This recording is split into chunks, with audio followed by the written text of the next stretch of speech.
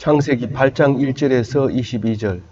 하나님이 노아와 그와 함께 방주에 있는 모든 들짐승과 가축을 기억하사 하나님이 바람을 땅 위에 불게 하심에 물이 줄어들었고. 오늘 8장 말씀은 노아의 홍수의 일지를 완성하고 있습니다. 7장에서 일기예보가 이어지고 실제로 예정대로 비가 오게 되고 이제 1년 뒤에 구원받게 되는 이야기를 전체적으로 기록하고 있습니다. 오늘 일정에만 이제 중요한 것이 아니라 제일 마지막에 하나님께서 우리에게 언약하신 그 언약이 신학적으로도 굉장히 중요한 위치에 있다는 것을 기억하고 끝까지 잘 묵상하고 기억하셔야 나중에 엉뚱한 소리를 안 합니다. 다른 종교하고 비교하고 다른 이단의 말에 넘어가고 그렇게 하지 않으려면 제일 마지막 21절 22절 하나님이 하신 말씀을 잘 기억하고 있어야 우리가 예수님을 하나님을 기독교를 흔들림 없이 유지하고 믿을 수 있게 되는 것입니다. 오늘 그 1절을 보면 이제 150일이 지나서 그러니까 5개월이 지나서 일어나는 일을 기록하고 있습니다. 하나님이 이 방주에 있는 사람들과 짐승들을 모두 나오게 하는 이야기인데 여기서는 그날을 기억하사 이렇게 얘기합니다. 기억했다는 것은 잊지 않고 있어서 이런 말입니다. 우리가 힘든 일을 당하거나 무슨 일이 있을 때마다 언제까지 이렇게 해주실 겁니까? 언제까지 이렇게 해주실 겁니까? 이렇게 기도를 합니다. 그 말은 사실은 마지막 날 요한계시록에도 우리가 하늘에 올라가 가지고도 보면 사람들이 모르니까 하나님 언제까지 우리가 이렇게 억울함을 당하고 있어야 됩니까? 언제까지 우리가 우리의 이 원한을 들어주시겠습니까? 그렇게 기도하고 있는 우리의 믿음의 선진들의 모습을 요한은 하늘에서 보았습니다. 그러니까 하나님께서 잠시만 기다려라. 너희 동무가 너희와 같은 동무가 수가 차기까지 기다려라. 그렇게 합니다. 그리고 그날이 곧 온다. 그렇게 얘기하고 있습니다. 그러면 아직도 오지 않았나요? 라고 말할 수 있겠지만, 그럼 언제까지 오나요? 이렇게 말할 수 있겠지만, 우리 당대는 안 됩니까? 이렇게 말할 수는 있겠지만, 그러나 그날은 아주 짧고 속히 온다는 사실을 하나님께서 믿으라고 하시면서 있습니다. 성질 급한 사람은 속지 마라. 없다. 가짜다. 만들어낸 거다. 이렇게 말하지만 성경 66권은 똑같은 말로 한결같은 말로 그것을 여러 번 반복하고 있습니다. 그러므로 우리는 믿든지 말든지 둘 중에 하나를 해야 할 것입니다. 생각나면 믿고 생각나지 않으면 버리는 그런 신앙이 아니라 확실하게 믿음을 갖고 차라리 믿지 않는다고 한 사람은 결국은 믿게 되지만 믿는 둥 마는 둥 하면 썩어버리고 떠내려갑니다. 우리가 고기를 잡을 때도 생생한 걸 잡든지 죽으면 버리든지 아니면 죽은 걸 따로 모아가지고 사료로 쓰든지 그렇게 하지 비실비실 되는 거는 잡지 않습니다. 아주 불쾌하고 기분 나쁩니다. 이게 죽었는지 사는지 모르기 때문에. 그래서 우리가 어정쩡하게 있으면 하나님이 아주 싫어하고 불쾌하다는 것을 성경 여러 곳에서 볼 수 있게 됩니다. 죽기 아니면 살기로 한번 믿어보는 겁니다.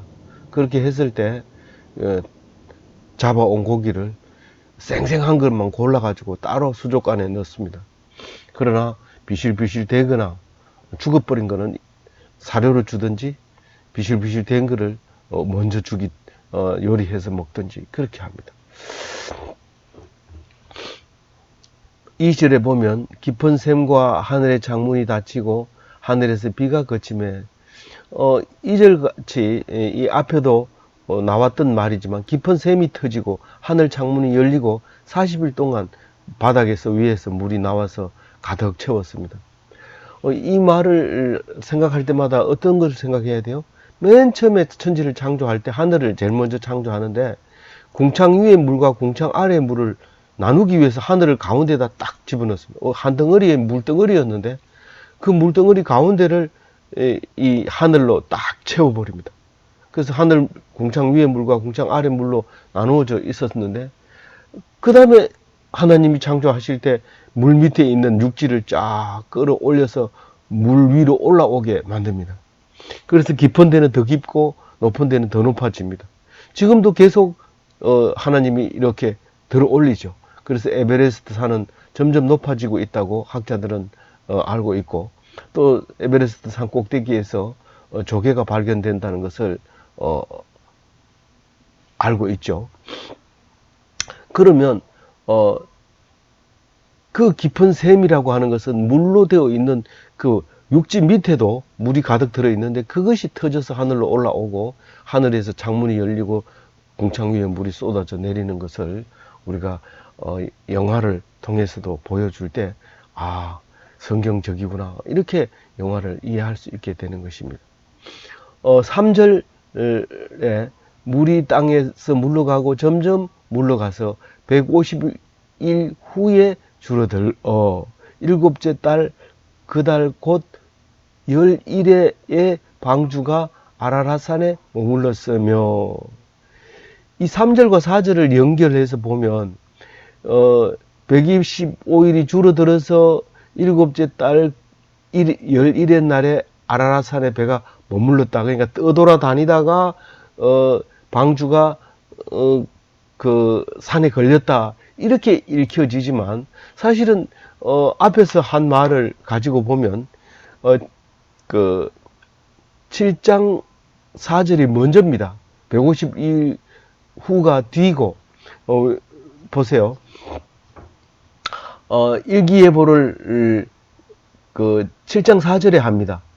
7일 후에 이제 비가 올 테니까 빨리 들어가라. 그래서 7일 동안 계속 넣게 됩니다. 미리 들어가 앉아 있는 것 짐승도 있겠지만 그러나 7일 전부터 이제 정상적으로 자기 자리를 찾아서 노아가 지정해 준 자리에 딱딱 들어갑니다. 니는 1층, 니는 2층, 니는 왼쪽, 니는 오른쪽 이렇게 딱 짝을 지어서 1년 동안 집어넣었는데 거기서 새끼는 낳았는지 그 얘기는 안 합니다. 1년 뒤에 이제 문을 열게 되지만 어떤 거는 뭐 1년 뒤에 이제 많은 숫자가 나올 수도 있어요. 어떤 짐승은 1년 안에 벌써 출생할 수도 있으니까요.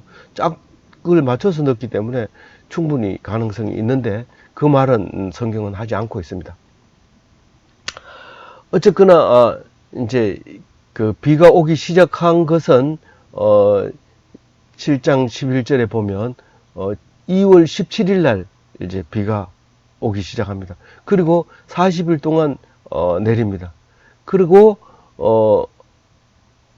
40일 동안 내리고 이제 오늘 읽었는 방주가 이제 걸립니다. 산에 딱 걸리고 그 다음에 물이 빠지기 시작한 게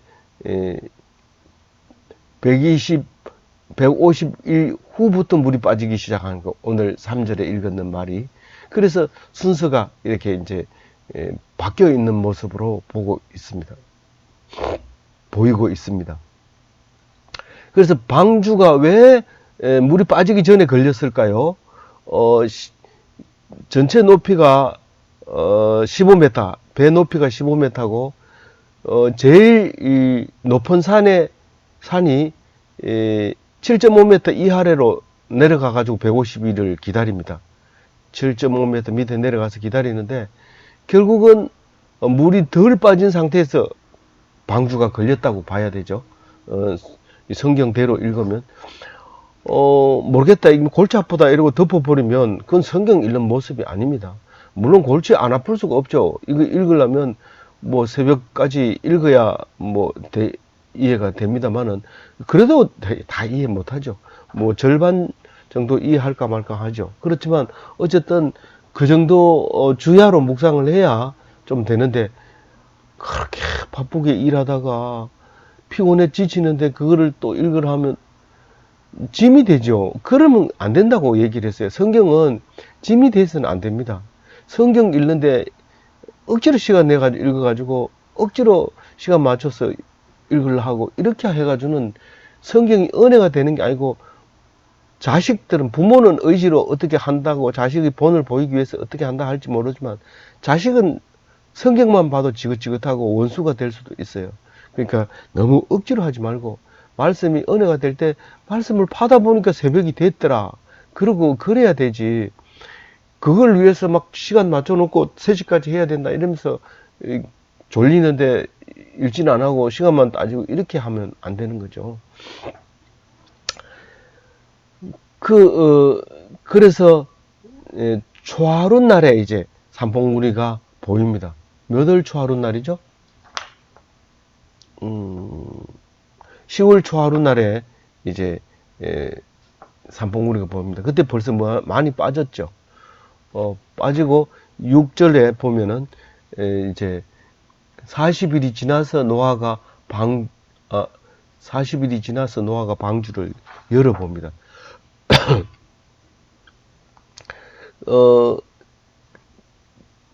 그러니까 방주 열어본 날짜가 11월 10일입니다. 그리고 그 다음에 까마귀를 놓게 됩니다. 그러니까 그 까마귀를 놓으니까 까마귀가 앉을 자리가 없으니까 빙빙 이제 돌고 있죠. 그리고 비둘기를 보내니까 돌아옵니다. 앉을 자리가 없으니까. 그러니까 돌아오니까 다시 이제 방주에 집어넣어 놓는 거죠. 그래서 까마귀보다가 훨씬 친근합니다. 우리들하고. 까마귀는 날아올 데 없으면 방주 꼭대기에 올라가가지고 이렇게 앉아 있더라도 그 답답한 그 방주 안에는 안 들어옵니다. 근데 까마귀는 날려보냈더니 되돌아오니까 손을 딱 내밀어 가지고 다시 손에 안게 하고 안으로 집어넣게 되죠. 그래서 그 창문만 이렇게 열고 그걸 날려보냈는데 돌아오니까 손을 받아가지고 안으로 집어넣는 장면이 9절 말씀이죠.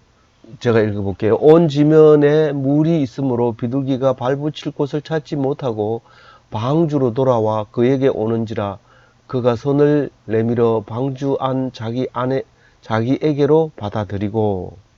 그리고 10절에 보면 7일을 기다려서 다시 이 비둘기를 방주에서 내놓음에, 너무 빨리 빠진 거 아니냐, 좀 더 기다리지, 너무 성질 급한 거 아니냐. 사실은 저는 이걸 읽으면서 매일매일 내보낸 것 같아요. 근데 7일째 가서 내보낸 비둘기는 어떻게 됐습니까? 11절에 저녁 때 돌아오는데 이 올리브나무 잎사귀를 딱 입에 물고 오는 거예요. 그 중동 지방 저쪽 유럽 쪽에는 이 감람나무가 잘 자라거든요. 그 올리브나무가 특히 제가 그 스페인을 여행했는데 거긴 뭐 감람나무가 이제 주산지죠. 주산지. 막 가도 끝없이 나옵니다. 그 농장이 그렇게 넓습니다. 근데 그게 나오는데 그 감람나무 잎사귀를 탁 따가지고 온 거예요. 그러니까 어떻게 됐다는 거예요? 땅이 벌써 회복이 되고 있다는 거죠.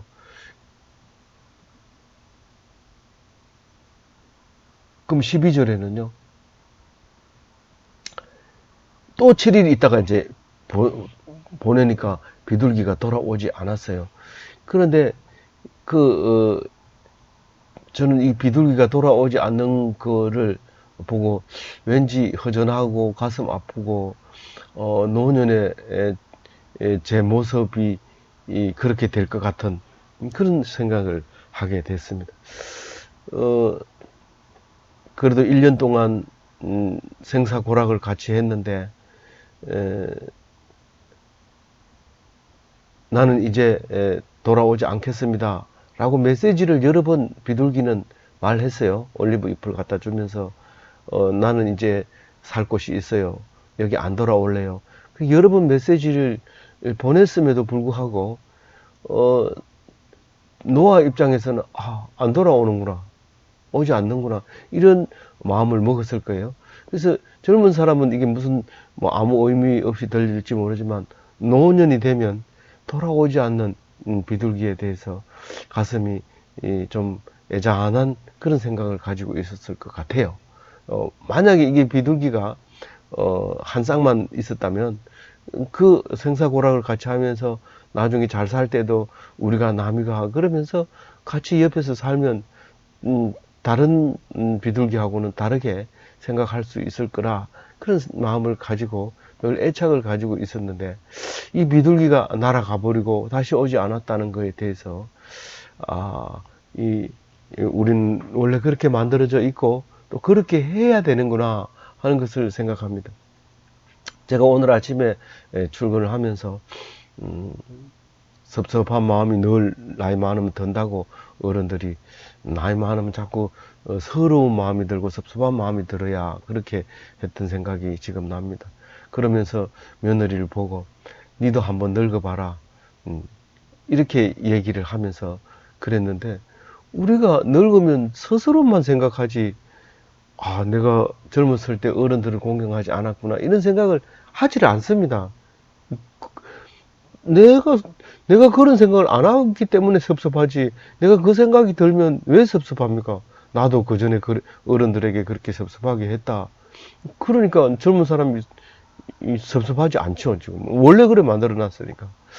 근데 절대로 누가 나를 섭섭하게 해서 내가 섭섭한 게 아니라 늙어가면 섭섭해진다 하는 것을 어른들에게서부터 배워왔고, 그렇기 때문에 절대로 섭섭해서는 안 된다 그런 말로 들려지게 되었습니다.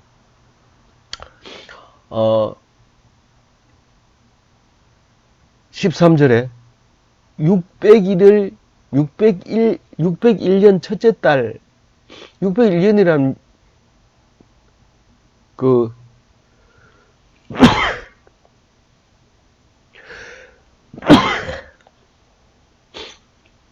노아의 나이 601년입니다.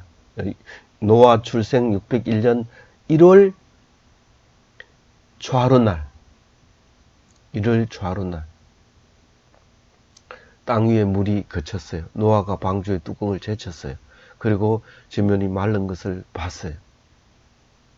그래서 둘째 달 21의 날 땅이 말랐다는 걸 확인해요.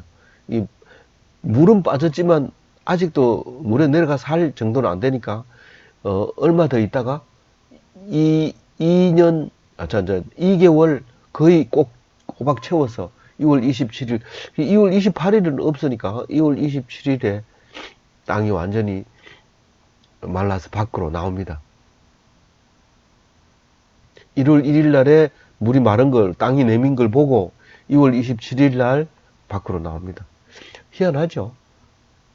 1일 날 물이 있고 2월 27일 날 밖으로 나오는데 왜 2월 28일, 29일도 아니고 27일입니까? 이게 윤달이라서 그런가 봐요. 2월 달은 윤달이면 27일, 윤달이 아니면 28일 이렇게 돼 있잖아요. 근데 이게 2월 27일로 돼 있어요. 이게 언제 이야기입니까? 4천년 전의 이야기인데 언제 썼습니까? 2500년 전에 썼다고 보면 우리는 참 성경이 희한한 성경이다 그렇게 말할 수 있게 됩니다. 그래서 3월 1일 날 개학하는 거죠. 방주에서 나와서 공부하러 가요. 사람이 태어나서 제일 해야 될 일은 공부하는 거예요. 3월 1일 공부하러. 3일절 지나고 우리는 3일절을 지나고 3월달 첫째 주부터 공부를 하기 시작합니다. 우리가 독립을 하고 공부를 하고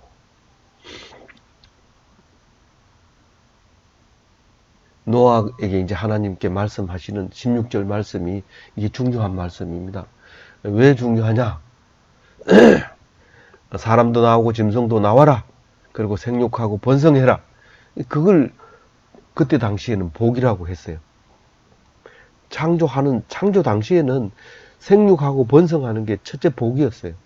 그런데 이 노아는 그대로 순종합니다. 사람들도 나오고 짐승들도 나오고 그렇게 완전하게 나오라 하면 나오고, 나 여기가 좋아요, 나는 거기 가서 또 홍수 날까봐 겁나요, 이러고 또 홍수 나면 안 되니까 이 방주 청소하고 깨끗하게 역청칠 다시 하고 기다릴래요. 나는 홍수 다시 안 내린다, 그 얘기를 하려고 하는 거죠. 근데 순종해요. 다 나와요. 짐승들 그 안에 청소 싹 하고. 그 남은 방주는 어떻게 했어요? 기념품으로 보관해 놓은 걸까요? 박물관에 기증했을까요? 그건 모르지만 지금 아라라산에 방주가 있다고 온통 학자들이 이 난리를 피우고, 그 숯을 하나 발견해서 연도를 따져보니까 그때가 맞더라. 역사적으로는 기원전 4,000년 전쯤 되죠. 우리 성경 역사로 말하는 겁니다. 다른 건 모릅니다. 다른 역사는 그냥 뭐 설로 이렇게 이어 나오기 때문에 모르지만, 우리는 성경설로 보면 4,000년 딱 이렇게 나오는데, 현대학자들이 탄소 측정법으로, 연대 측정법으로 측정했더니 4,000년 꽤 맞다, 성경이 맞다, 계속 성경이 맞다고. 그런 성경이 학자들이 맞다고 해서 맞는가요? 원래 맞는데 학자들이 거기다 끼워 맞춘 거죠. 우리가 그전엔 지구 역사를 4,000년으로 봤는데 훨씬 이전이라는 걸 날 줄 알게 됐는데, 그래가지고 창조론하고 또 이제 진화론하고 충돌이 일어나죠. 여태까지는 이 성경이 최고 우선 신뢰를 갖고 있었지만, 역사학자들이 자꾸 발견하면서 성경이 틀렸다 이런 말을 하게 됩니다. 그동안은 계속 성경이 맞았다 하다가, 아니다, 성경이 틀렸다 이렇게 하는 그 시점이 창조론과 진화론이 충돌하는 시기였죠.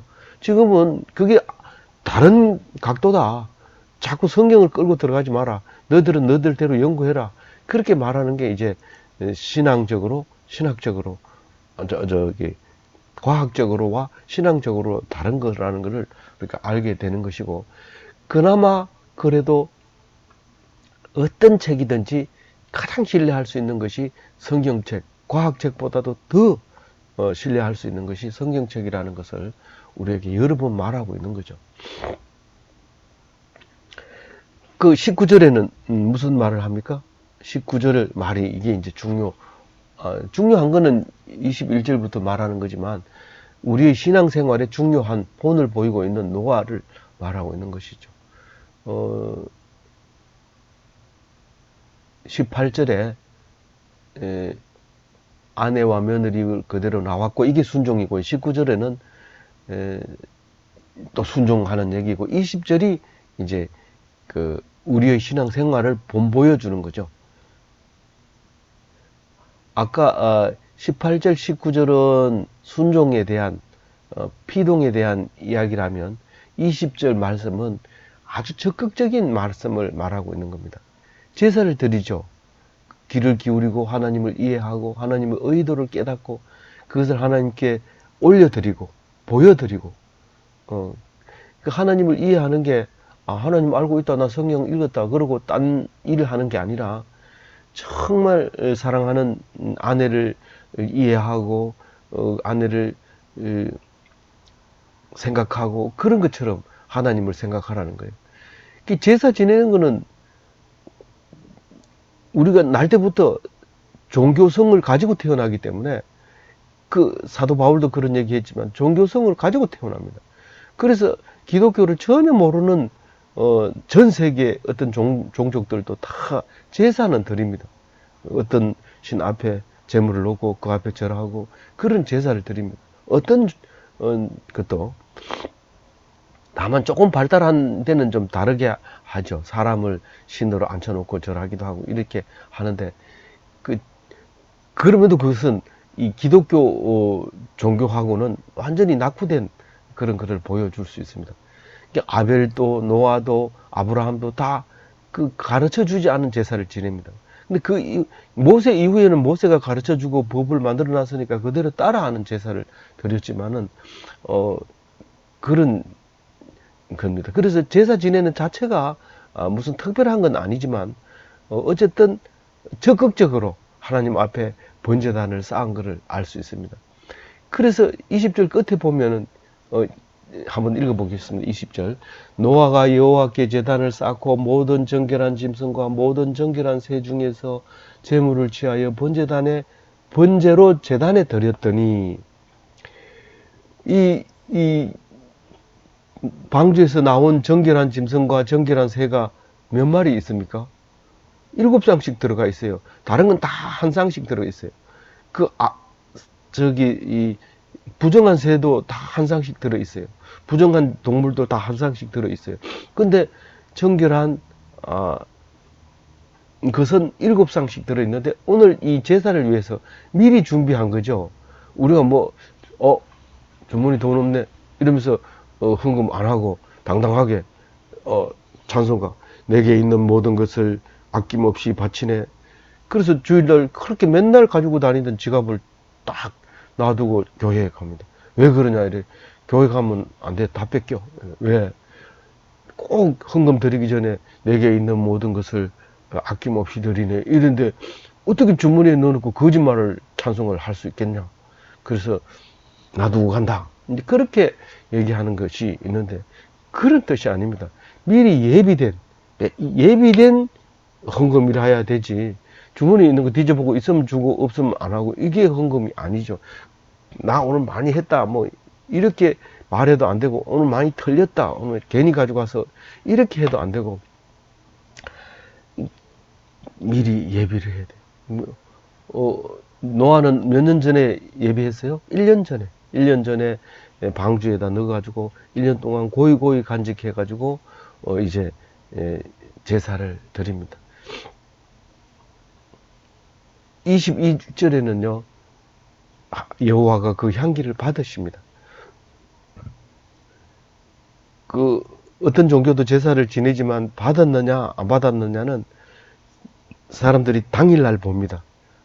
옛날 우리 어른들이 이 터째라 해가지고 지내고, 제미라 해가지고 제일 처음 드리는 쌀, 그 다음에 땅에다가 드리는 제사, 이런 걸 보면은 이 소제를 올립니다. 이게 지방을 썩는 거를 불에 태워서 이렇게 올리고 이렇게 엎드리면 어머니가 뒤에서 이렇게 보고 소제가 어느 쪽으로 올라가는지, 얼마나 잘 올라가는지 그걸 보고, 야, 하나님이 우리를 잘 보살피시려나 보다 그러면서 기분 좋게 제사 음식을 나눠 먹은 것을 이제 볼 수 있습니다.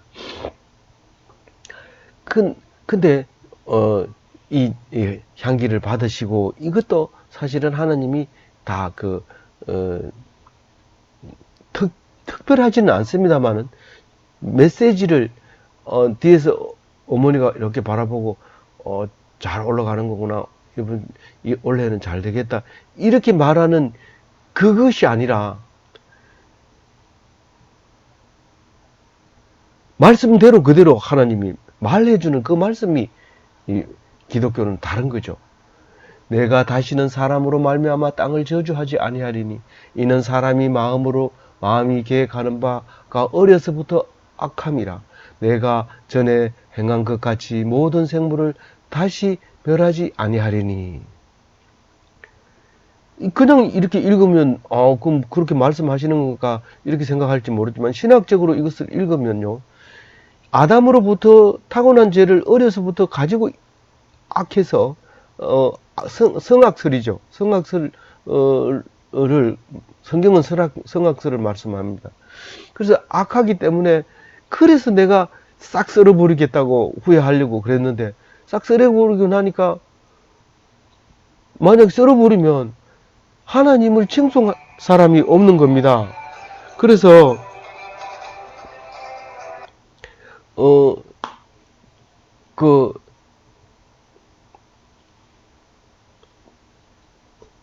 이거 안 되겠구나.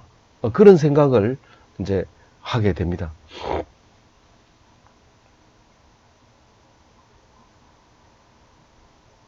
그래서 이제는 원죄, 그러니까 아담이 지은 원죄로 인해서 지구를, 땅덩어리를 모두 멸망시키거나 이러지 않겠다. 그리고 이 모세까지 놔둡니다. 자연스럽게 번성하라고 놔둡니다. 그렇게 놔두고 모세에 가가지고 이제는 한꺼번에 멸망시키는 것이 아니라 특정한 사람에게만, 죄 지은 사람에게만 죄를 죽이겠다. 그래서 이제 법을 만드는 거죠. 그런데 실제로 이제 그 홍수 같은 이런 대재앙이 일어나지 않습니다. 그리고 모세에 와서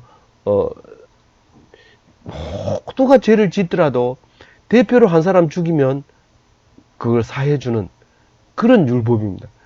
그래서 그 대표로 죄 없는 사람이 죽어야 되죠. 근데 이제 나중에 가나안 정복을 딱 하고 제일 먼저 아간이 죽습니다.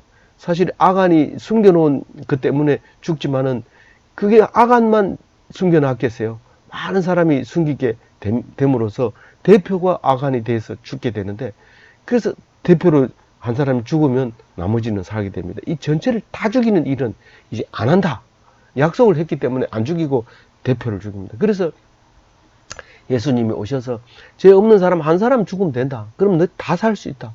그래서 자기가 어린 양으로 이제 죽게 됨으로써 우리는 그 믿는 사람만 살고 믿지 않는 사람은 살아 있다 해도 사한 게 아니다, 죽는다라고 얘기를 함으로써 첫 아담을, 마지막 아담이 뭐로 말미암아 살려내는 그런 역사를 주시고, 우리는 그래서 기독교인이 된 거잖아요.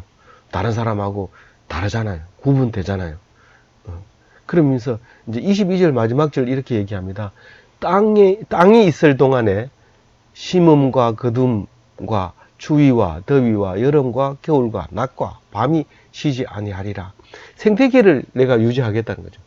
바다의 온도도, 하늘의 비도, 아침에 이슬도, 서리도 우박도 때를 맞춰서 적당하게 알맞게 내릴 테니까 불평불만하지 말아라. 나는 내가 이걸 유지할 책임이 있다. 나는 그렇게 하겠다. 그러니까 너희들은 내가 있다는 사실만 기억해라. 그리고